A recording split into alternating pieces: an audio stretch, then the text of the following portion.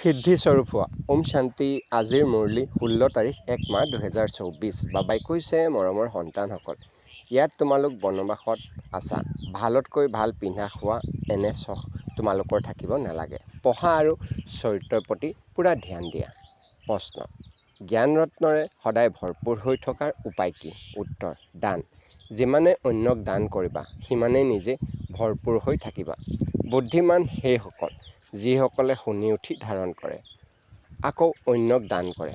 বুদ্ধিৰূপী জুলুঙাত যদি ছিদ্ৰ থাকে, তেন্তে ওলাই যাব, ধাৰণা নহ'ব। সেইকাৰণে নিয়ম অনুসৰি পাঠ পঢ়িব লাগে। 2. বিকাৰৰ পৰা দূৰৈত থাকিব লাগে।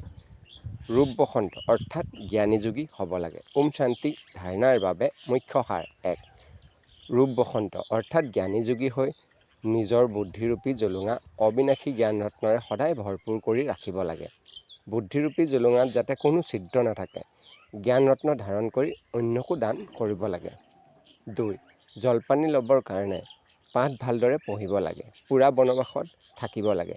কোনো ধৰণৰ চখ ৰাখিব নালাগে। সুভাষিত ফুল হৈ আনকো তেনেকৈ গঢ়ি তুলিব লাগে।